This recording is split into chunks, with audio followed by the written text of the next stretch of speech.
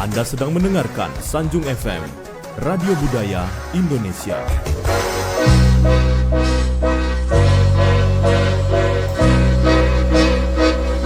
Assalamualaikum warahmatullahi wabarakatuh. Salam kepada dusana pandangan di teratak dusun Kota Janagari.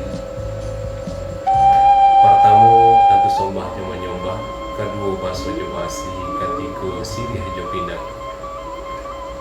Mulik mani telepon kato budi bayak tali pekatan banamu adai sopan besantu. Dusana pandangan mama juadi serta kemanakan di teratak dusun Kota Janagari. Pihak dari kami lah lamu teragak jutakana nasa diati nenta pandang kau dibati nenta simpan. Kinilah baru telapuhnya dan sana. Disusun-susun dia tuh, dikarang dia tuh panjang lalu dituang ke radio.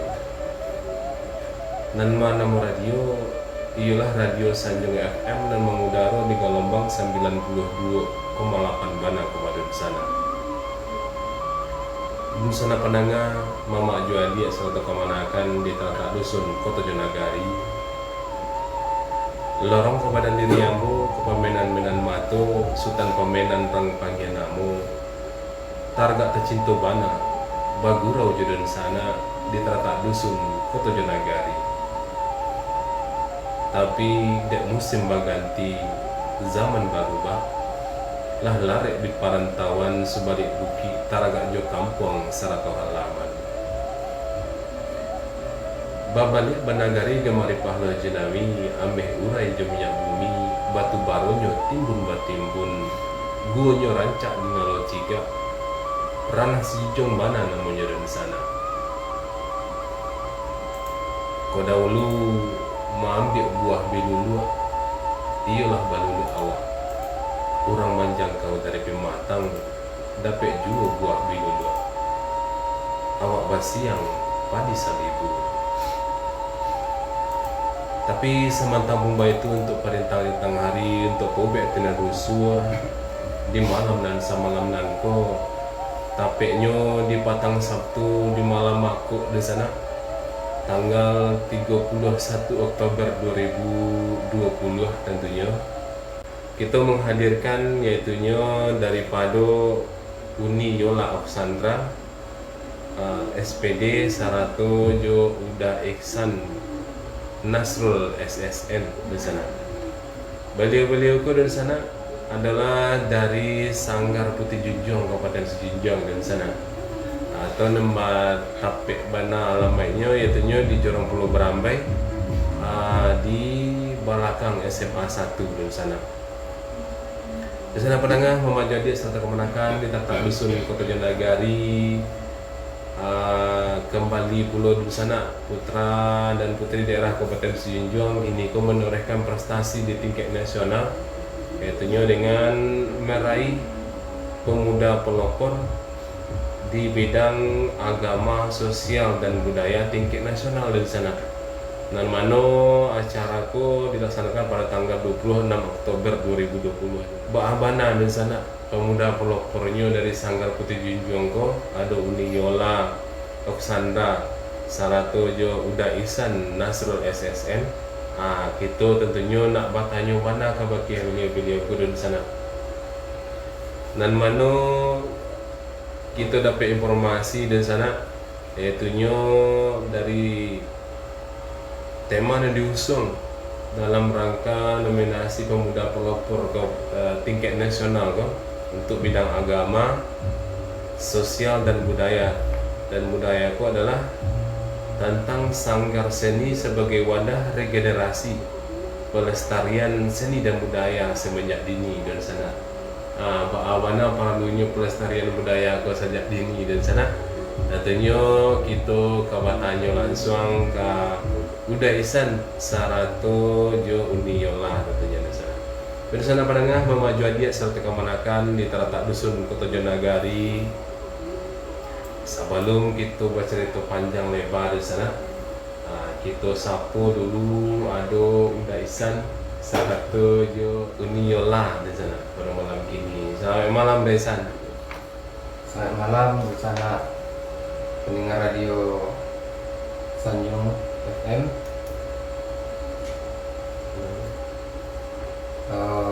Ambo Iksan Nasrul sebagai pemilik Sanggar Putih Junjung yang pada saat itu sebagai mendampingi pemuda pelopor yang alhamdulillah telah masuk ke tingkat nasional dan menjuarai dan juara 3 di nasional. Jadi ini kok Ambo sebagai pendampingnya mah udah Iya. Tidak boleh tinggal.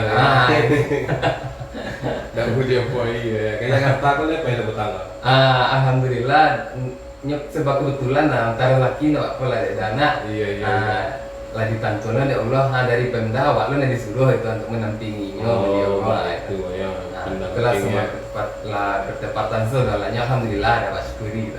Iya, tentunya sebagaimana udah tahu untuk bisa nak tahu pula mungkin ada adalah tahu oke. Niola aku adalah istri dari Udaisan gitu di sana tentunya. Di Wiko nyulik mendampingi ini Wiko gak tahu dari sana ngomong siapa keluar rumah ya dari sana. Ini sana pendengar ada Uniola Oksandra SPD pada saya.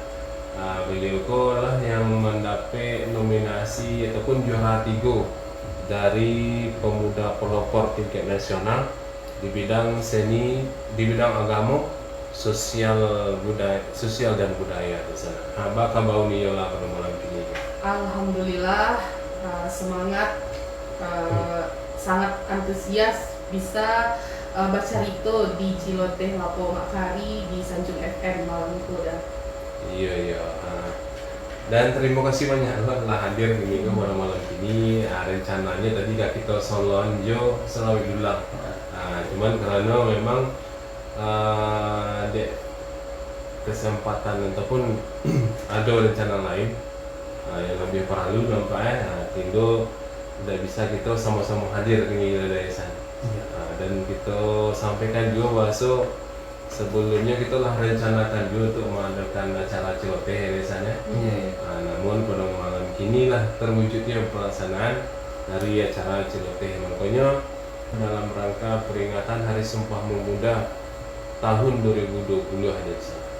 Dan mana pada kali ini adalah ada juga pemuda dan Kabupaten Sijinjang ataupun dan giat di Kabupaten Sijinjang menggiatkan seni dan budaya di Kabupaten Sijinjang mendapat penghargaan tingkat nasional dari yang ataupun berupa pemuda pelopor di bidang seni, sosial budaya dan sosial budaya ini lah ya. Agama, sosial budaya. Agama, sosial budaya. Iya. Jadilah Nila. Jadi awal dari jika bakalnya penilaian tadi sehingga bisa mendapatkan dikategorikan sebagai pemuda pelopor kok di tingkat nasional itu apa awalnya kok? Mungkin ke Daisan atau Niola kan mau cerita. Kalau itu mungkin kau orangnya langsung. Yo, jadi untuk pemuda pelopor itu merupakan kegiatan rutin dari Kemenpora setiap tahunnya. Dan itu memang diseleksi mulai dari tingkat kabupaten, jadi berjenjang. Kebetulan awak di Kabupaten Sijunjung ada Dinas Parpora. Dan setelah melewati berbagai penilaian, pengamatan langsung dari bapak-bapak di Dinas Parpora Kabupaten Sijunjung, dan terpilihlah Ambo untuk mewakili Kabupaten Sijunjung dengan kepeloporan di bidang agama, sosial, budaya, fokusnya tentang kegiatan Ambo yang ada di Sanggar Putih Junjung. Nah, setelah diutus ke provinsi, itu pertama dimulai dari seleksi administrasi, jadi menyiapkan proposal. Di dalam proposal kami mencari baal latar belakang, dampak terhadap masyarakat, proses, hambatan, dilampirkan dengan dokumentasi selama 8 tahun. Jadi Sanggar Putih Junjung itu adalah 8 tahun, udah dari tahun 2002 balik. Nah, setelah lulus administrasi langsung dipilih 3 besar di Dispora Provinsi Sumatera Barat, dan itu langsung diadakan penjurian waktu itu di Padang, dan Ambo presentasi itu bulan Oktober juga. Itu bulan Agustus, akhir Agustus. Jadi lumayan panjang prosesnya. Penilaiannya lumayan lama. Jadi setelah langsung penjurian di hadapan 8 orang juri waktu itu di Dispora, dan kalau Ambo alhamdulillah sebagai juara 1 di tingkat provinsi Sumatera Barat. Sesudah itu langsung dikirim ke nasional, mempersiapkan bahan proposal yang lebih matang, yang lebih detail, yang lebih menonjolkan sisi kepeloporannya kok gitu. Jadi setelah dikirim ke nasional, terpilih 2 balai besar di bidang agama, sosial, budaya. Jadi sebetulnya pemuda pelopor itu ada 5 bidang, bidang pendidikan, bidang inovasi teknologi, sumber daya alam dan pariwisata, pangan, baru bidang agama, sosial, dan budaya. Nah, jadi kebetulan dari Sumatera Barat tak masuk sampai kurang dari 4 bidang kecuali bidang inovasi teknologi di nasional, masuk 2 balai besar di masing-masing bidang. Nah, dari 2 balai besar kok ada namanya fact finding virtual. Kalau biasanya tahun-tahun sebelumnya kalau tidak dalam keadaan wabah, itu orang dari Kemenpora sama Dispora datang langsung harusnya ke Tampe Awak langsung mencari fakta-faktanya batu tidak sesuai dengan yang ada di proposal. Tapi karena awak dalam keadaan wabah, tahun itu bentuk fact findingnya itu virtual. Nah, jadi awak presentasi wali secara virtual difasilitasi oleh Parpora Kabupaten Sijunjung di operation room kantor bupati waktu itu. Dan kebetulan waktu itu langsung panelisnya dari Kemenpora Baduo.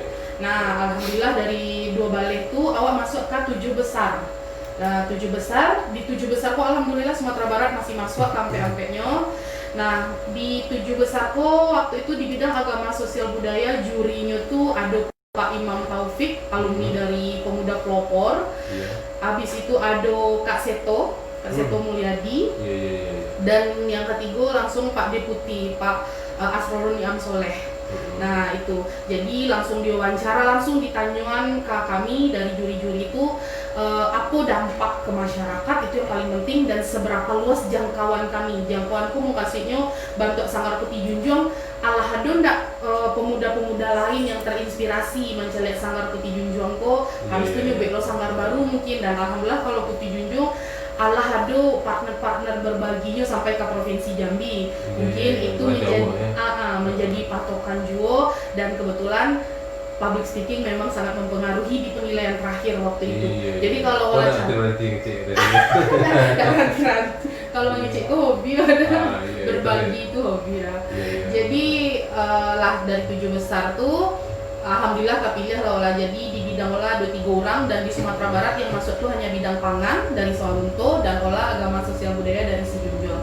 Dan masuk 3 besar tuh saya olah dari Jawa Timur sama Kalimantan Timur, laki-laki tuh keduanya. Jadi olah yang itu di bidang seni juga ya. Iya, di bidang itu agama, sosial, budaya. Di bidang olah aku lumayan luas, jadi agama, sosial, budaya itu dalam satu penilaian.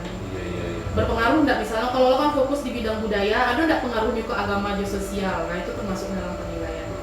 Jadi kira-kira dari penilaian yang dilakukan dari tingkat nasional kok Nyola, kira-kira apa yang mendasari sehingga terpilih sebagai juara 3 di Pemuda Pelopor kok dek? Apa tipe panelis atau juri atau apa namanya? Iya, juri. Kalau lah di akhir tuh lah juri. Waktu fact finding baru ada panelis. Jadi berdasarkan inti-inti di penilaian itu, yang paling pertama dicari apakah kepeloporan itu meniru atau hanya sebagai pelaksana, atau benar-benar ide inovasinya itu dari awak. Itu pertama. Ada penilaiannya. Kebetulan kalau lah di Sanggar Putih Junjung ada banyak inovasi. Memang kalau sanggar sebenarnya di Sumatera Barat kok banyak, tapi ada beberapa inovasi yang timbulnya tuh dari kami yang akhirnya banyak yang terinspirasi. Nah itu menjadi penilaian, nilai plus untuk olah. Habis itu yang kedua latar belakang. Kenapa olah fokus di bidang itu? Nah jadi ada yang dianggap menarik dari olah tuh, yang pertama olah bukan orang asli di Sijunjung. Jadi olah aslinya Nagari Bungo Tanjung, Kecamatan Batipuh, Kabupaten Tanah Datar. Tapi kok bisa cinta jo budaya dan seni di Sijunjung. Seperti itu yang digali pertanyaannya dari olah. Katanya dia mencintai orang, tak hanya mencintai tidak kurangnya sih. Negari dia bagai. Dan ketiga olah bukan dari jurusan seni. Kalau olah sendiri kalau di situ jadi tadi kan SPD ya. SPD-nya tuh pendidikan bahasa Inggris. Bahasa Inggris.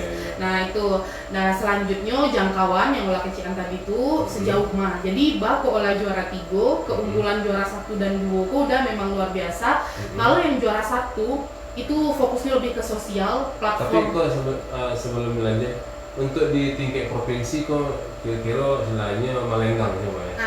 Istilahnya enggak begitu sengit lah persaingan atau apa.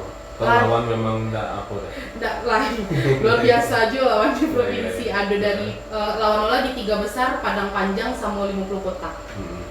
Jadi yang juara Itu di 2 bidang seni aja. fokusnya kami sama yang juara 3 dari 50 kota tuh fokusnya di agama. Olah sama juara 1 yang dari Padang, juara 2 yang dari Padang Panjang fokusnya di budaya. Iya. Nah kelebihan olah di Sumatera Barat karena Sanggar Putih Junjoko berpengaruh ke sosial dan agama. Jadi fokusnya di budaya tapi berpengaruh ke agama dan sosial. Iya. Nah, Jadi lanjut dari tingkat nasional kalau tadi kalau di nasionalku yang juara 1 nama platformnya Senyum Desa. Mungkin sebagian anak muda tahu karena platform Senyum Desaku diusung oleh Putri Indonesia 2019 Ayuma dari Jawa Timur yang akan mewakili Indonesia ke Miss Universe. Dan ternyata Senyum Desanya kok pendirinya yang lawan Senyum Desanya kok pendirinya yang lawan olah tadi tuh. Dan mereka kok namanya Kak Zaki dari Sampang. Masih Sampang. boleh ikut kontes tingkat nasional kalau istilahnya Muda Putri Indonesia ya. Tapi bukan yang Putri Indonesia kok tadi dah. Gitu. Jadi pendirinya lain loh. Si Putri Indonesianya kok tadi membawa hasil dari kepeloporan pendirinya kok. Jadi nanola lawan kok emang lah argumentasinya ya. Iya, emang lah narasi semua itu ya.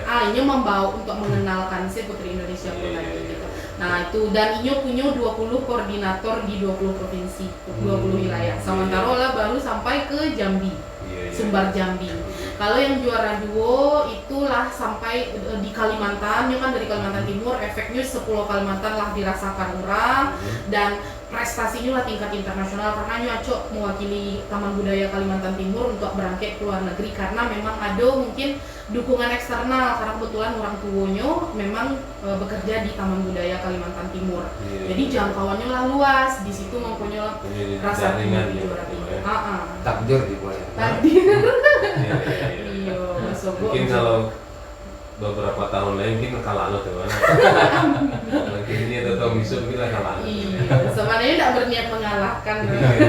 Lebih menginspirasi Jadi yang mendasari tadi terpilih sebagai juara Yola kira-kira dari Dewan Juri tadi apa yang dicari dari apa tadi penyampaian ataupun proposal yang dibuat Yola mengenai Sanggar Seni sebagai wadah regenerasi pelestarian seni dan budaya semenjadi. Apa yang dicari dari situ? Itu jadi dengan latar belakang oleh Sabian tadi itu akhirnya olah berhasil kalau diregister anggota Sanggar Putih Junjong dalam 8 tahun itu ada sekitar sampai 100 orang dah. Dan itu usianya dari 4 tahun sampai umum. Sementara kan tahu biasanya kalau di kegiatan-kegiatan yang bersifat organisasi bentuk sanggar tuh pesertanya mungkin remaja, SMP, KT. Sementara kalau di Putih Junjong itu dari umur sampai tahun. Dan itu lah buktikan dalam bentuk video, testimoni dari muridku, bagi kiriman videonya langsung.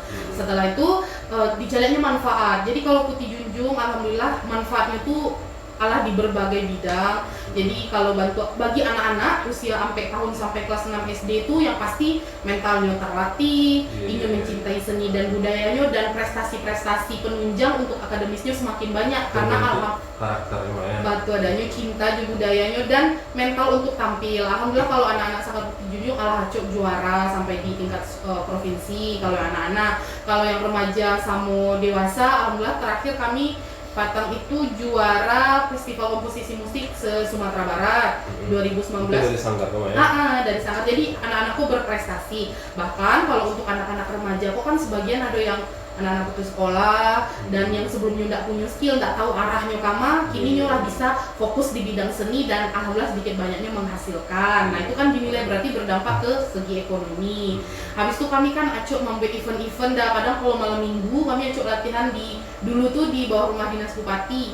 Dan itu kan di lapangan ya, di lapangan bawah tuh, jadi banyak orang yang menonton, jadi kami memberikan hiburan ke masyarakat secara gratis. Itu kan berefek memberi hiburan. Terus kalau di bidang pariwisata kami acuk membuat karya sesuai dengan program pemerintah. Dan nah yang terakhir itu yang juara 1 di Medan, itu kan isi karyanya tari Jalo Manjalo sama komposisi musik Unggan Balogu tuh adalah tentang keindahan alam Siloke. Nah, kebetulan kan pemerintah sedang gencar mempromosikan geopark. Bantu di bidang informasi komunikasi, kami diajak kerjasama dari Dinas Kominfo untuk menyampaikan informasi tapi melalui media tradisional, dan alhamdulillah terakhir masuk 5 terbaik di Sumatera Barat. Jadi di situ juri menilai ternyata itu bentuknya apa dah? Tari atau carito? Sendratari. Jadi carito ada tari, ada musik di dalamnya. Nah, sampaikanlah yang terakhir itu jangan anti hoax. Jadi tapi melalui carito kaba yang disadur balik caritonya itu sesuai kebutuhan gitu. Disitulah juri menilai kalau memang ternyata manfaatnya lah banyak gitu. Nah baru yang faktor pendukung berikutnya dari karakter sendiri dinilai attitude selama di situ. Yang paling menonjol mana mungkin presentasi dan public speaking. Penyampaian awak tadi ya. Iya. Nah kemudian dari kira-kira waktu pas penilaian tuh merasa tak kalau tak dapat juara 3, awak kira juara 1, juara 3 kira atau apa? Atau tak menyangka-nyangka kalau dapat juara, kira dapat juara. Gitu ya. Kalau di provinsi yo berharap, maksudnya lah kenal sama saingan dan bercerita tentang kepeloporan kawan-kawan. Ada harapan kayaknya kok bisa juara 1 gitu. Pas di kementerian, pas di 7 besar, kebetulan yang di bidang agama, sosial budaya sama pendidikan tuh ada istimewanya karena kami langsung dinilai oleh deputi dan kami bisa melihat kepeloporan kawan. Sementara di bidang lain nggak bisa. Di dalam breakout room di Zoom meetingnya tuh hanya surang dan berhadapan dengan juri-juri. Sementara kalau bidang olah langsung bisa nampak ke 7 orang peserta beserta 3 orang juri. Jadi di situ lah tahu kok kepeloporan seperti itu. Dan itu kalau olah sendiri merasa waktu itu sabananya kayaknya olah nggak masuk 3 besar karena mencari kepeloporan kawan tuh luar, yo emang lah jangkauannya pun luas. Tapi mungkin ada sisi-sisi lain. Kebetulan olah sempat berbincang sama salah seorang dewan juri pas di Nasional Pekatang. Ternyata bagi mereka ya cara mempresentasikan, cara menyampaikan poin, intinya ke public speakingnya tadi itu sangat mempengaruhi karena bagi mereka seorang pemuda pelopor harus bisa mengkomunikasikan apa yang ada dalam pikirannya agar banyak orang terinspirasi. Mungkin di situ lebih olah dari yang lain. Berarti perlunya bentuknya dari kemasan dari proposal yang dibuat tadi kan? Proposal iya. Menyampaikan tadi kok perlu dong Pak. Iya. Karena memang mungkin uang pusat, kau tidak tahu ya. Jadi kalau tidak aku menyampaikan tuh gak kurang penilaian. Iya, tidak sampai kayaknya yang aku kepeloporan awak tuh. Dari sana Panangah Mama jadi serta kemanakan di terletak dusun Kota Jonagari. Itu tadi di sana cerita ringkas mengenai perjalanan dari Uni Yola Oksandra hingga sampai kepada pemuda pelopor ataupun juara 3 pemuda pelopor di bidang agama, seni dan budaya tingkat nasional tahun 2022 di sana, dan mana itu dilaksanakan di tingkat nasional tanggal 26 Oktober petang ya. Anda sedang mendengarkan Sanjung FM, Radio Budaya Indonesia. 92,8 Sanjung FM, Radio Budaya Indonesia.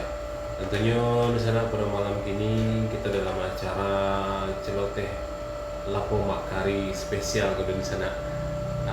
Dan mana pada malam ini kita memperingati Hari Sumpah Pemuda tahun 2020.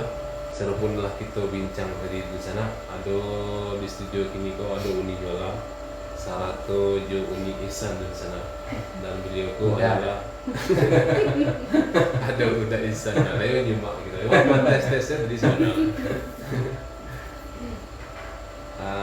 Tentunya beliau itu adalah penggiat seni tradisi anak nagari di Kabupaten Sinjak dengan kegigihan beliau-beliau ke di sana itu membuktikan kepada kita bersama bahwasanya dari seni tradisi itu bisa menorehkan prestasi di tingkat nasional di sana. Ada di sana menengah, itu adalah bukti dari kegigihan dan keseriusan dalam membidangi suatu bidang di sana. Dan mana pada malam kini, pada kesempatan kini, Uniola Alexandra merupakan juara 3 terbaik ataupun terbaik 3 tingkat nasional dari pemuda pelopor di bidang agama, sosial dan budaya di sana. Dan itu dasarnya dari seni tradisi tadi di sana. Di sana pandangan memajari satu kemenakan di Taratak Dusun Kota Jonagari. Babanya kita ke cerita di sana.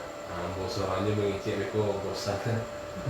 Hari di sana pendengar memajari satu kemenakan di Taratak Dusun Kota Jonagari. Tadilah kita baca secara ringkas, yaitunya mengenai perjalanan Uniola serta Jogaisan dalam meraih ataupun memperjuangkan pemuda pelopor untuk tingkat nasional sehingga bisa mengharumkan nama Kabupaten Sijunjung di tingkat nasional di sana. Dan untuk saat ini itu mungkin lah acuk loh ataupun lah acuk tadangan nama Kabupaten Sijunjung tingkat nasional pun di sana. Di sana pandangan memajari satu kemenakan di Taratak Dusun Kota Jonagari. Kira-kira Naisan mulai awalnya dari pembentukan dari Sanggar Putih Jinjang pada sana. Kira apa yang mendasari aku kok Uniola jadi bidang seni kan sehingga Naisan bergiat lagi ke seni atau apa? Ya, kalau untuk awal mulanya Sanggar Putih Jinjang kok tak ada. Jadi pertamanya awal mulanya tuh karena awak memang ya dari latar belakang pendidikan seni di bawahnya kan, dari SMK dulu lah SMK 7 Padang kan, atau biasa orang menyebutnya dulu tuh SMKI Padang. Nah, dari situ habis dari situ awak langsung nyambung ke isi Padang Panjang dengan jurusan yang sama di gara-gara itu awak termotivasi. Tapi sebelum itu di Padang awak juga aktif lo dulu di sanggar seni di Kota Padang. Jadi termotivasi lah dari bapak ibu atau daun-dauni yang ada di Kota Padang itu untuk mendirikan sebuah wadah seni lo di Kabupaten Sijunjung. Dan waktu itu tuh memang ya kami berdiskusi, ada 3 orang dulu Bapak itu dah sebelum sanggar Kota dulu berdiskusi kan. Jadi memang yang memotorinya itu memang yola gitu lah. Situ kalau orang seni lah namanya ada hanya aku kok gitu hidup punya tuh santai ya. Hidup santai, masa depan cerah di bawah itu apa yang kan pedoman. Iya, kalau tidak di buku yola ya mereka. Indah. Profesional lah. Ya, jadi itu awal mulanya kan. Jadi memang ya karena kami memang ya dari basic seni dan pendidikan seni, bukan berarti mendiskreditkan pendidikan seni orang-orang yang berada di pendidikan seni, tapi pada waktu itu memang kami untuk memotorinya atau untuk menyemangatinya itu memang lah dulu gitu.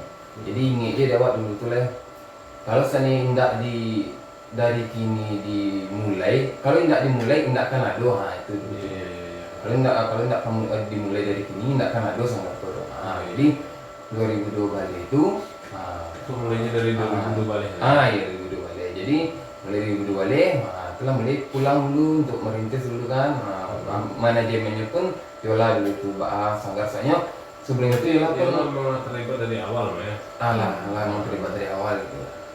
Ibaratnya kalau tidak dulunya tidak ada sanggar dulu gitu. Itu semangat lah ya. Ya lebih kurang seperti itu lah. Jadi lah dari Budo Bali itu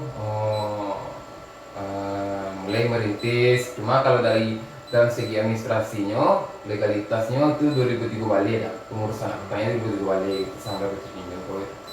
Jadi kenapa termotivasi untuk mendirikan sebuah wadah seni di Kabupaten Sijunjung? Ya pada waktu itu memang untuk di Kabupaten Sijunjung itu sendiri wadah seni yang meregenerasi itu nggak ada udah. Bukan nggak ada, dulu tuh ada, cuma apapun mati suri ataupun ya nggak tahu deh waktu itu dia kan. Jadi pas itu memang sedang nggak aktif gitu kan. Jadi karena awak memang dari akademisi seni, awak merasa tanggung jawab dengan perkembangan seni dan perkembangan budaya yang ada, pelestarian budaya yang ada di Kabupaten Sijong, ya itu awal mulanya dulu untuk termotivasi. Mungkin dari lah ada tambahannya gitu. Iya, orang memang dulu itu bukan, memanglah dari segi di bidang pelestarian lah Pak ya. Iya. Bukan sekedar untuk mencari job ataupun event-event lah ya. Bukan. Jadi tujuan utama. Jadi kalau untuk tujuan utamanya meregenerasi gitu lah. Jadi memang nggak untuk job dulu gitu. Bahkan untuk apa namanya itu ya? Untuk kebutuhan hidup pun kalau di sini pun mungkin tidak terpenuhi, memang ya lebih ke sosial gitu dah. Untuk aku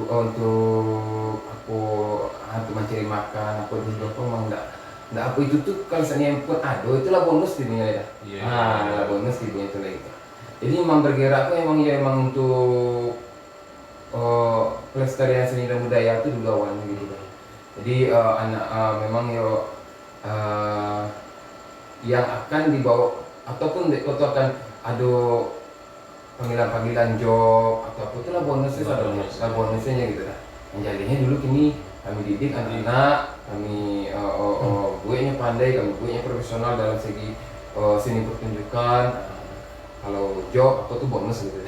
Iya, kenapa ditanya mengenai Bukti Junjung, Sanggar Bukti Junjung? Karena kan itu yang mendasari dari Yola menjadi sebagai seorang pemuda pelopor tingkat nasional kan ya. Iya. Jadi sampai kini kalau dari 2020 mulai ya, sampai kini kok lama aku prestasi yang dibuat dari Sanggar Bukti Junjung lagi. Kalau untuk prestasi, alhamdulillah mungkin Ola bisa sampai beberapa yang terbaru mungkin dah. Jadi kalau untuk tingkat anak-anak, anak-anak umum sampai kelas 6 SD itu selalu ada lombanya yang diadakan oleh sanggar-sanggar di Kota Padang. Jadi hampir kalau dalam keadaan normal hampir tiap bulan sanggar-sanggar tuh ada jatahnya. Kalau di Padang mereka ada namanya grupnya Kosmo, Ikatan Sanggar-Sanggar Kota Padang. Nah, beko mereka bergantian mengadakan lomba di Museum Aditya Warman. Kebetulan kami punya relasi yang bagus sama salah satu sanggar Mutiara Minang dan Indah di Mato. Jadi kami selalu mengikuti lomba di duo sanggar tuh. Kalau Indah di Mato tuh biasanya bulan Februari, kalau Mutiara Minang biasanya bulan November. Jadi alhamdulillah yang terakhir 2019 lah itu ya, eventnya lah tetap rutin. Nah, kalau di 2019 yang terakhir Patang ikut lomba di Mutiara Minang itu menurut pengakuan dari kakak-kakak pelatih di Sanggar Mutiara Minang, bagi mereka capaian dari adik-adik Sanggar Putih Junjung itu termasuk yang terbaik dari perwakilan-perwakilan daerah, karena alhamdulillah kami bisa masuk dari anak daerah tapi menjadi juara puncak, juara 1 di tari batok waktu itu, anak usia TK. Tari Jadi batok atau rekreasi? Tari batok itu sebetulnya itu tuh bentuknya lah kreasi sebenarnya, karena ada perbedaan gerak di berbagai sanggar, ada perbedaan gerak. Tapi kalau bagi di sanggar-sanggar seni pelestarian dari tradisi ke kreasi itu, sanggar tari batok itu udah termasuk tari yang salah satu pakem, jadi arahnya ke tradisi juga sebenarnya. Semua orang tahu tari batok kalau di sanggar-sanggar gitu. Nah, itu prestasi untuk anak-anak. Kalau untuk remaja yang terakhir Patang kami juara Pekan Kebudayaan Daerah, juara 1 itu di berbagai perlombaan. Ada salah satunya bakiak kreasi. Jadi kalau orang bakiak itu kan balomba, bapacu ada. Nah, kalau kami Patang tuh bakiak tuh awak menari, gerakannya tuh gerakan kolaborasi tradisi dan modern, tapi nan bakiak tuh pindah-pindah hanya gitu. Jadi enggak gerakan tarinya sedok. Alhamdulillah tuh dapat juara 1 Patang se-Sumatera Barat tingkat SMP. Kemudian kami yang terbaru adalah juara 5 penyanyi itu memang terbaik. kalau event-event seperti itu yang diadakan itu istilahnya maksudnya bukan semacam show ataupun seremonial ataupun sekedar betul penilaian aku ini dijunjung jalan bisa Bukan. tidak, Itu benar-benar melewati seleksi iya. sampai bisa di provinsi itu kan diseleksi. Senjata siapa boleh tidak ada berarti. Lain enggak. Nah, kalau untuk di Junjung pengembangan seni tradisi kan kira-kira kemana arahnya ataupun apa yang harus dilakukan oleh pemerintah daerah nampak daerah atau desa? Kalau menurut Lola, si Junjong punya potensi yang banyak. Tradisi yang diangke untuk menjadi khas dari si Junjong itu banyak. Jadi Lola berharap pemerintah lebih memperhatikan bentuk kegiatan-kegiatan yang akan dilakukan dalam rangka mengangkat tradisi dan budaya itu lebih ke kegiatan yang lebih inovatif, lebih kreatif. Jadi kalau bisa misalnya kegiatan pola diadakan tahun-tahun sebelumnya, ketika ingin mengulang di tahun-tahun yang akan datang, itu ada inovasi yang baru, ada kreasi yang baru. Jadi masyarakat pun tertarik untuk mengikutinya, tarikh, dan generasi-generasi muda pun menarik baginya kegiatan-kegiatan pelestarian seni dan budaya pun. Gitu. Jadi mungkin selama kok agak lebih diinovasikan sih dari kamu punya, jadi orang banyak yang tertarik gitu untuk terlibat. Ya kadang kan biasanya model kok biasa aja orang.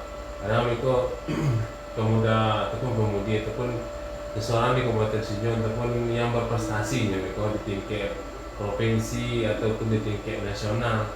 Kemudian setelah nyoba prestasi ini bingung lah mana kenyuaran istilahnya apa yang ada dalam kepala kayak. Dan pemerintah daerah itu gak kurang menyerap ataupun meminta ide ataupun gagasan.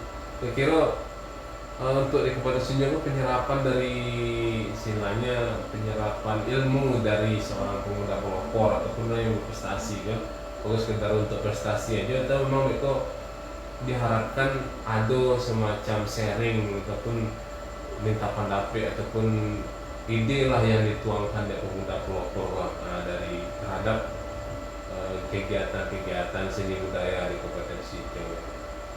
Kalau kami berharap ke depannya kurang lebih seperti itu. Jadi keberadaan kami itu bisa benar-benar membantu untuk program-program pemerintah. Sebetulnya kalau selama dari kami berkembang 2012 sampai kini, arahnya ke kini lah semakin baik sebenarnya. Memang dari awal namanya awak merintis, kalau kami sebenarnya prinsipnya lebih ke paling suka menjapi bola kecil orang tuh, dan kami lebih suka seperti itu gitu.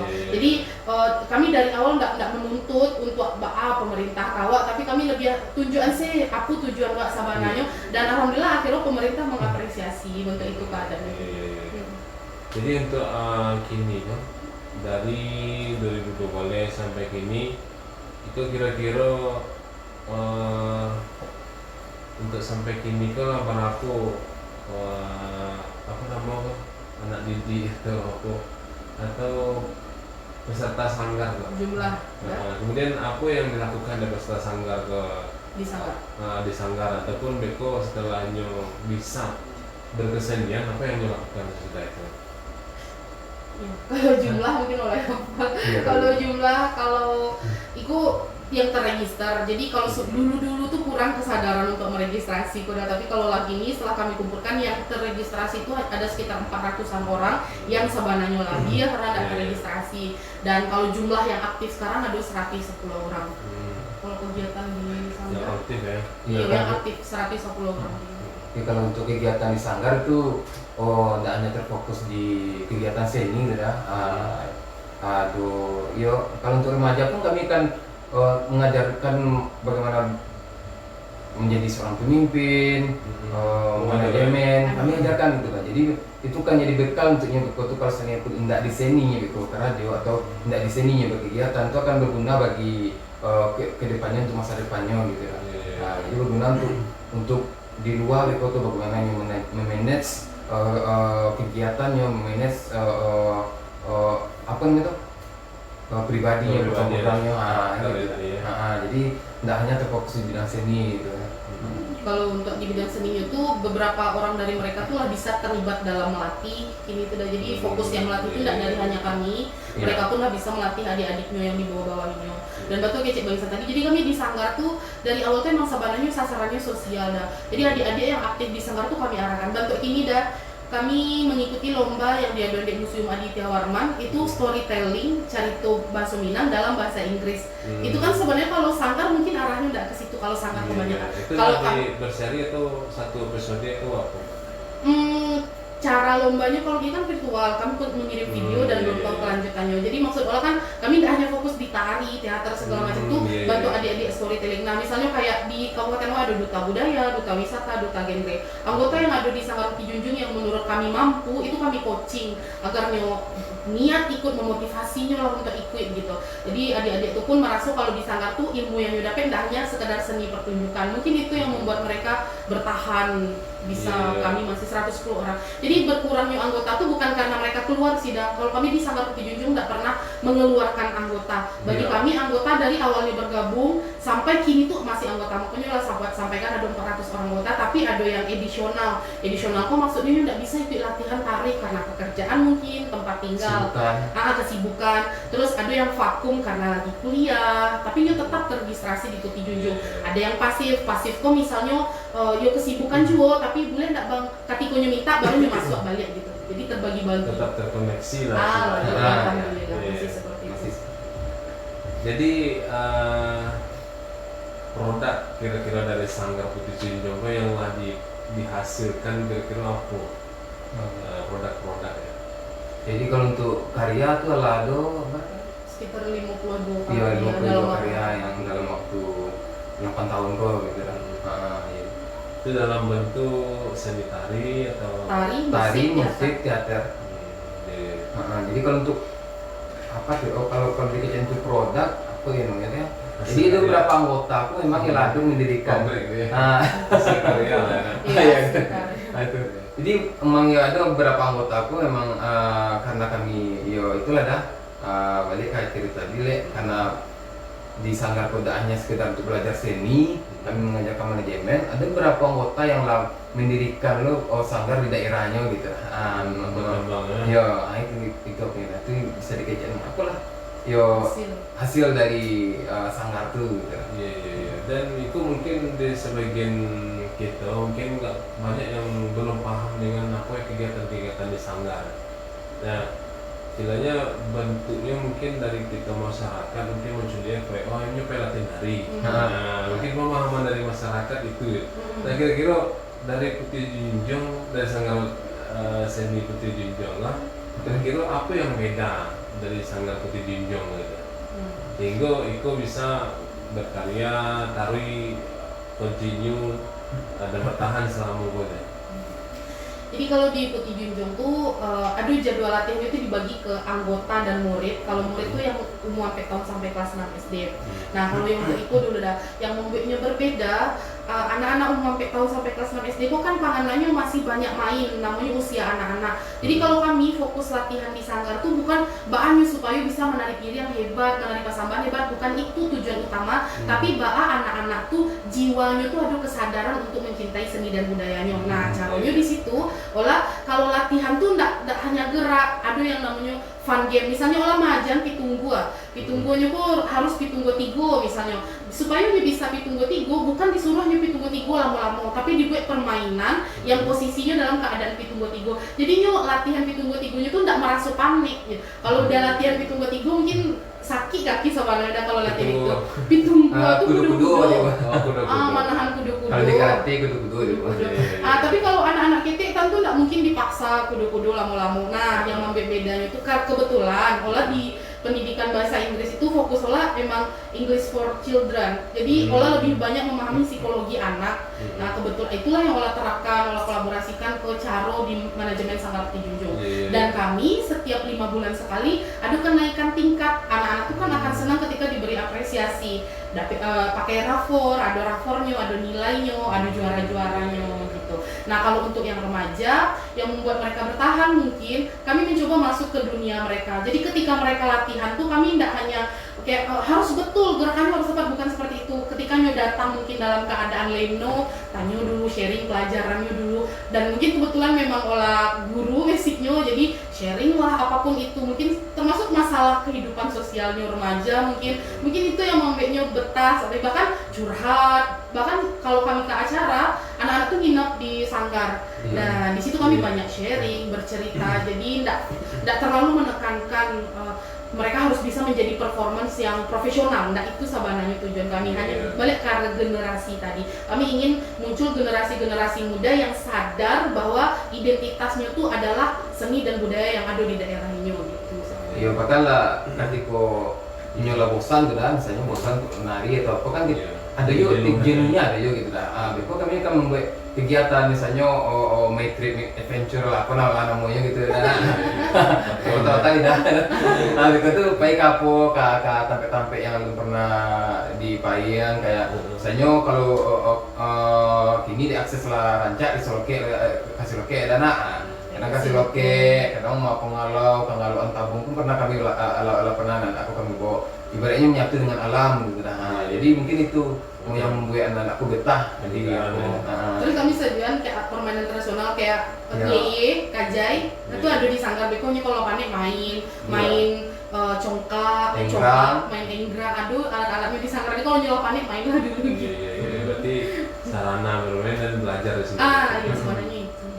Jadi kira-kira apakah memang setiap sanggar punya manajemen model Riko yang diterapkan di Putih Jinjong atau memang Putih Jinjong telah menerapkan dari awal atau bila dimulainya semacam manajemen yang telah terstruktur di Sanggar Putih Jinjong? Nah, jadi itu kebetulan kami dulu sebelum ada Putih Jinjong kami aktif di sanggar di kota-kota Padang. Kalau kebetulan waktu itu terlibat di Sanggar Sofiani, salah satu sanggar yang legendaris di kota Padang, Bang Isan dengan sanggar-sanggar yang lain dan kakak yang seorang lain dengan sanggar lain. Otomatis kami sharing, Mbak ayo kalau di sanggarku bantu Iko, di sanggarku bantu Iko. Nah kebetulan karena memang dari awal tuh interestnya tertariknya tuh ke dunia anak, jadi orang yang lebih banyak memperhatikan manajemen tentang anak-anak. Nah mungkin di situ orang menilai aduh kekurangannya kayak anak-anak dipaksa harus targetnya tuh juara. Kayaknya dunia anak tuh tidak seperti itu. Nah disitulah kami putuskan kalau harus punya manajemen seorang yang cocok. Apalagi tantangannya di Si Junjung waktu itu wadah yang bantu Ikoko alun populer, otomatis masyarakat tidak mudah menerima tuh. Emang iyo ada untungnya masuk sanggar, itu pertanyaan dulu yang acuk muncul gitu dah. Nah disitu kami yakinkan dengan manajemen yang menarik tadi sesuai umur tadi, dan disitulah mungkin ada rasanya manfaat dari pelajaran di kuliah walaupun kan melenceng kecil orang dari bahasa Inggris ke seni, tapi olah mempelajari psikologi anak dulu di jurusan penyerapan ilmu gitu ya. Itu yang membuatnya berbeda. Jadi kemudian untuk pelaksanaan dari manajemen lah struktur dari sanggar itu lah mulai sejak bila? Oh kalau mulai itu lah dari 2002 itu mulai dari awal dari awal gitu kan. Jadi memang ya dipelajari dulu sebelum kami memutuskan Dima Taga, Dima akan dibuat dalam ganggo. Nah itu kami lah mencari dulu manajemen. Soalnya organisasiku apa namanya itu akan kokoh di manajemen tuh lah. Rasanya organisasi tanpa manajemen itu akan kurang terarah. Nggak terarah jadinya gitu lah.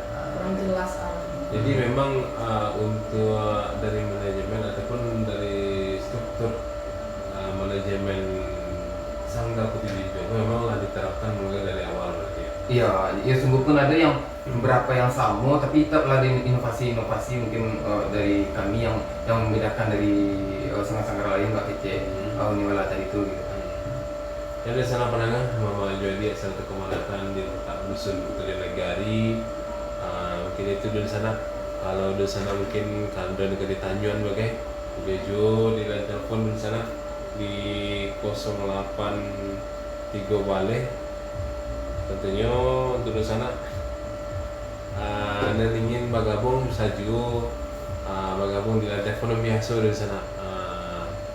Dan untuk di sana penangah di terletak dusun Kota Jonagari itu mungkin biasanya kok tahunya sanggar seni kok atau sanggar grup-grup kesenian itu adalah tampil latihan menari aja atau tampil bermain-main dari musik tradisional. Mungkin tahu itu mungkin ternyata banyak pengembangan yang bisa membuat karakter anak berkembang. Nah itu ya kira-kira ya. Iya. Nah kemudian kalau kita colek dari grup seni tradisi, umpamanya grup Adai atau grup Salon. Nah, kira-kira apa yang perlu dilakukan deh grup Randai pokoknya kan biasanya kalau kita colik selain latihan, kemudian tidak lama itu anggotanya hilang cik karena memang ada kesibukan, ada yang keluarga, ada yang ke sekolah. Nah, kira-kira untuk mungkin bisa berbagi ilmu Pak, untuk desa-desa kita yang punya grup saluang, grup Randai ataupun grup-grup kesenian tradisi lah, sehingga bisa bertahan. Nah, gitu ya. Kalau pendapat Ola, yang paling penting dalam awak bakumpua atau dalam organisasi lah istilah keren itu komunikasi yang paling utama. Dan di Sanggar Putih Junjung sabananya ada yang seperti itu, yang akhirnya mundur, yang awal sampai vakum tadi tuh, vakum yang pasif tadi tuh. Tapi dari awal mereka bergabung, kami lah punya komitmen. Jadi dari awal tuh lah dijalihan kalau awak di Sanggarko nggak ada yang istilahnya namanya di kaluan atau kalua dari Sanggar sampai kapanpun awak keluarga Putih Junjung. Nah, ketika mereka ingin keluar itu ditanya elo-elo alasannya aku sabananya penyebabnya. Kalau seandainya penyebabnya itu rata-rata kalau yang usia remaja penyebabnya sebenarnya bisa diselesaikan dan kami selesaikan, kami carikan solusi, akhirnya bergabung balik. Cuman di grup-grup tradisi yang Ola nampak itu kan mungkin usia pelakunya tuh ada yang lah dewasa, yang lah berumah tangga. Jadi cara untuk tetap bisa bertahan tuh tetap balik kata yang pertama tadi itu komunikasi. Yang kedua itu manajemen tadi, manajemennya harus jalan, harus penting. Jadi ketika awak memutuskan awak punya grup Iko dan disitulah diatur kalau istilah kerennya kan ada kayak program jangka panjang, jangka pendek. Nah itu mungkin harus dijelaskan. Jadi mungkin lapannya latihan, akhirnya nggak tampil dan akhirnya mundur tuh mungkin nggak ada program. Nah kemudian sedikit apa yang kami temui Salamoko sharing dengan kawan-kawan yang lain seniman di Sibinyoko, kawan-kawan merasa kalau payah untuk maju, payah untuk bisa diterima pemerintah.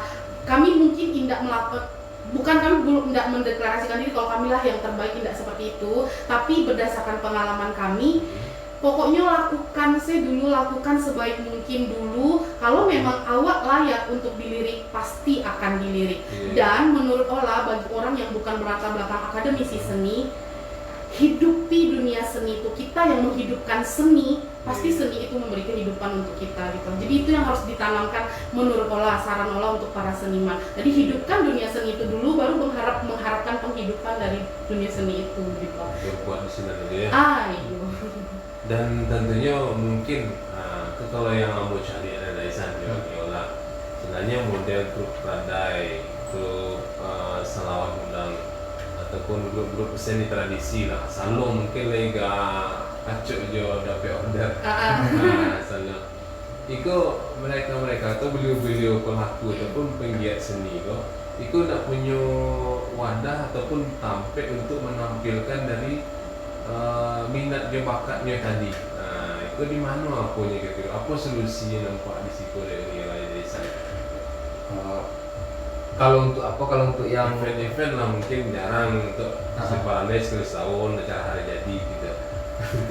Coba gue. Tapi sebelum mengarah ke pertanyaan aku, awak sedikit menambahkan soal bahas supaya grup-grup tradisi yang ada di daerah aku nggak hilang sih dong. Itu salah satunya mungkin dari segi regenerasi itu dah. Kebanyakan dari grup-grup Randai yang ada di daerah aku memang ya kadang regenerasi itu putus sudah. Itu yang mengakibatkan jadi tidak aku mati sendiri punya grupnya itu jadinya setelah umpamanya grup Randai itu pemainnya di situ tuh memang ganti sado ya, tidak ada itu ya. Saya itu yang baru lihat satu. Ya. Ya memang seperti itu kebanyakan. Itulah inovasi lah gitu ya, kan inovasi manajemen itu tuh kecil tadi itu komunikasi gitu.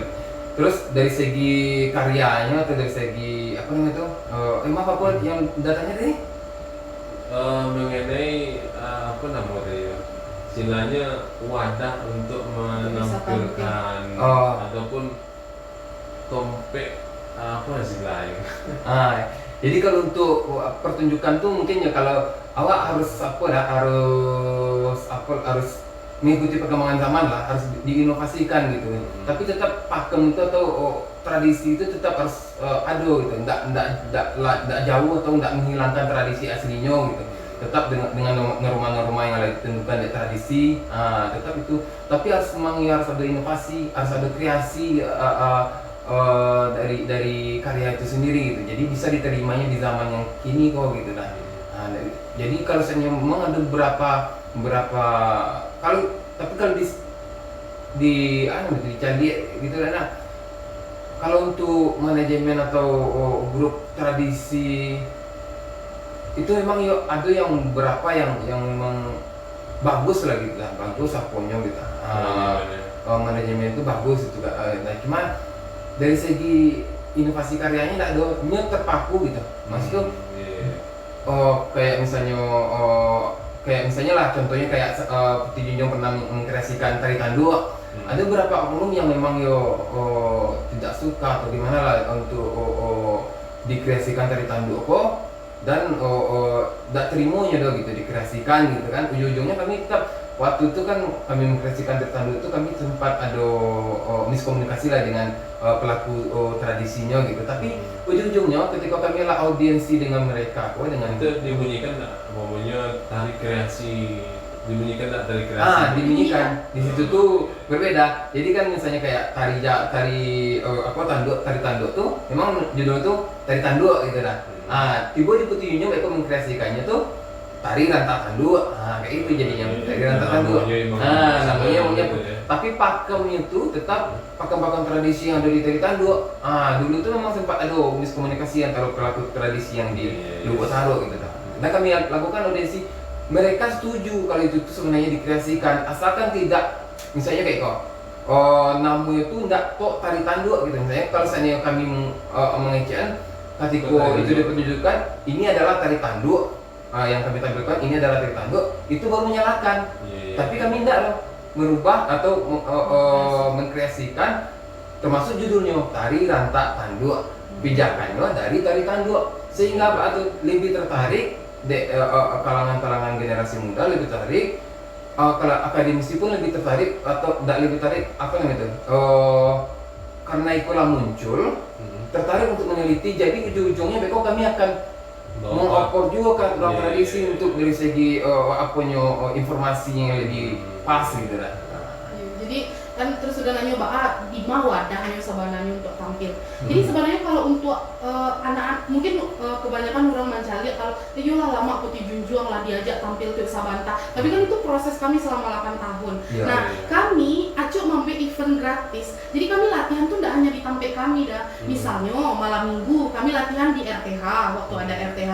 Pas peresmian RTH pagi-pagi orang banyak jogging, kami latihan pagi di situ. Jadi orang nampak di situ ada kegiatan itu namanya sanggar itu. Jadi awak yang kayak mencari kesempatan seorang, jangan hanya menunggu gitu udah dicari. Nah mungkin kekurangannya di situ kalau untuk tradisi kan awak fokus di sasaran tapi latihan wase. Jadi kalau syarat menurut kami sebaiknya cubulo latihan di luar. Terus dan harus ada beberapa lah yang pemikirannya masih seni itu kompetisi. Jadi ada istilahnya kadang kayak orang tapik taimpi itu dah. Jadi awak harus hilangkan itu. Kini zamannya kolaborasi. Nah itu statement bagisan diulang-ulang kinilah zaman kolaborasi, tidak kompetisi. Jadi kalaupun warga bersaing pun itu harus sehat. Jadi persaingan waktu harus persaingan yang akhirnya pun sama-sama mengangkat seni dan budaya yang ada kok. Hentikan pikiran kalau aku bersaing harus mencari siapa yang terbaik itu sudah sampai alat ini kan semakin baju, ayo sama-sama kolaborasi. Dan yang terakhir bagi kami sosial media untuk kini kok yang paling penting, sosial media harus dimanfaatkan dengan baik. Ada rekam digital ya. Iya untuk mempromosikan kelompok. Nah dari hal-hal yang ada kini maksudnya dari fakta-fakta lapangan, dari penggiat seni yang ada gini kondisinya mungkin lebih paham dari San sama Yoni ialah. Nah kira-kira ada tak keinginan untuk membina dari grup-grup kesenian itu nantinya supaya bisa lebih diminati ataupun lebih punya kesempatan untuk berkreasi ataupun atau untuk menampilkan lah dari keseniannya tadi. Memang umpamanya karena randai. Itu grup randai misalnya setelah latihan, mungkin ada wadahnya untuk menampilkan seni dia minat bakatnya tadi. Nah akhirnya bubar. Nah kira-kira dari Isan sama Niola mungkin ada tanggung jawab moral risiko selaku pemuda pelopor di bidang budaya kan. Nah kira-kira kedepannya apa yang akan dilakukan untuk lebih ke melestarikan dari seni-seni tradisi. Jadi kalau sebenarnya karena Allah masuk ke kategori pemuda pelopor nasional kok tanggung jawabnya kan lebih berat gitu. Tanggung jawabnya kan lebih berat gitu kan. Kalau di orang kan nampaknya nampak hadiah sih kok sana gitu kan. Bagi kami itu tanggung jawabnya kan lebih berat gitu. Jadi kalau untuk Kita lapor dulu ruangan di kantor polisi. Karena memang kalau di sini ke rumah tuh payah ini biasa. Iya.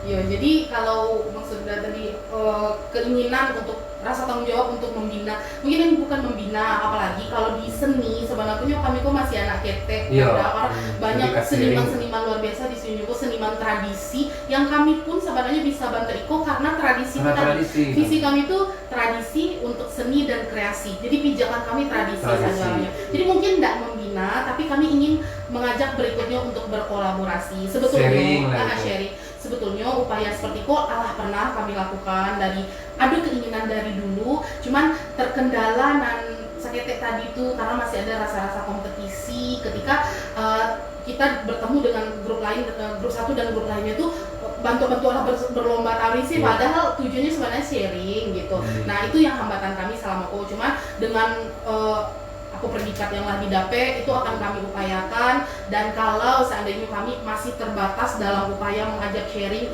sanggar-sanggar atau kelompok seni mungkin yang lebih lama, yang lebih senior, yang lebih dahulu dari Sanggar Tinjung, kami tetap akan mencoba cara lain karena kan tidak hanya satu untuk melakukan pembinaan tuh. Bahkan kalau kini itu kami punya rencana di Sanggar Putih Junjung, alhamdulillah kebetulan kami dapat kampek yang halaman itu luas. Kami ingin membuat balik namanya masih harus ditentukan, tapi kurang lebih Sanggar Putih Junjung itu akan dijadikan tempat bermain untuk semua orang, semua kalangan, bermain dalam artian yang arahnya ke positif, permainan tradisional, bantu kami punya alat-alatnya dan kami akan memfasilitasi secara gratis, silakan. Jadi bukan hanya anggota Sanggar Putih Junjung, dan kami terbuka, kebetulan kan memang kegiatannya full di rumah, ngajar les pun di rumah, jadi siapapun yang datang, siapapun yang ingin mencari informasi, kami siap untuk sharing dan berbagi. Di samping itu kami mungkin setelah itu akan ikut program-program pemerintah. Kalau sebetulnya patang-patang tuh dari pemerintah kami banyak ikut sharing-sharing itu, ada kayak kegiatan sekolah budaya kemarin itu pamongnya dari Sanggar Putih Junjung.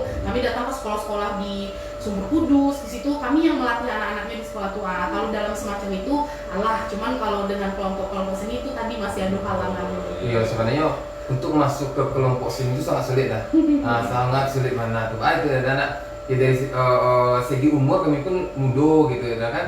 Jadi ketika awak melakukan sharing itu saya akan mengajarkan, akan terimanya dek bapak beko atau bapak tua lah boleh dana itu kan beko tuh di pola pikir itu anak kok mengajar awak tuh.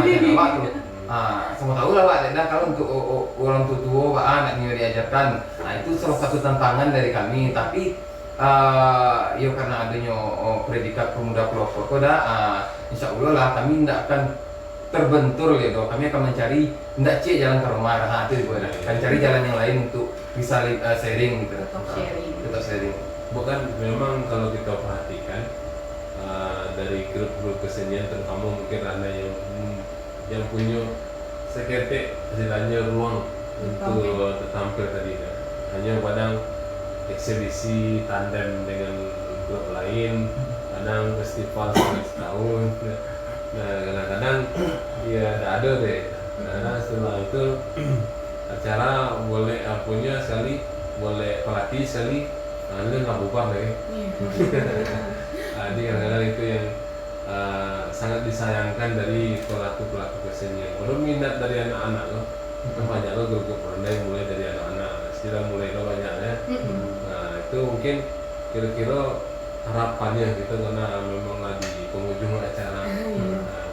Jadi harapan dari Desa selaku di Sanggar Tujinjong, kemudian dari Uniola selaku pengguna pelopor tingkat nasional 2020 atau kira-kira kedepannya kira-kira berharap baik itu ke pemerintah daerah ataupun pada penggiat-penggiat seni atau tua-tua seni di Kabupaten Sinjang, kira-kira mungkin masukan ataupun saran untuk lestarinya seni budaya seni anak nagari Sinjang. Ya kalau dari awak sendiri harapannya dah untuk pelaku seni lah itu dah, pelaku seni baik itu tua-tua silet, tua randai, segalanya lah, termasuk kami dari kalangan akademisi ataupun non akademisi seni itu dah. Kami dari awak sendiri awak berharap untuk lebih berkolaborasi gitu dah. Kita kesampingkan kompetisi itu baik pula gitu dah. Awak lebih berkolaborasi itu bagi kawan-kawan teman-teman yang dari kalangan akademisi seni dah. Awak cuma mengingatkan awak sendiri pun dari akademisi seni, awak belajar dari orang yang non akademisi seni.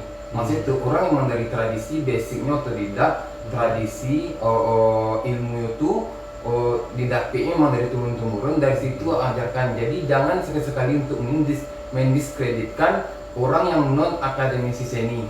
Itu saja gitu. Jadi baik apa namanya, baik inyo ndak dari kalangan akademisi seni, pokoknya kalangan akademisi seni, kalau apalagi yang tidak akademisi seni tapi kepeduliannya terhadap seni itu lebih peduli daripada akademisi seni, itu malah menampak kami yang para akademisi seni pun untuk lebih giat lagi. Awak berharapnya seperti itu ke depannya gitu.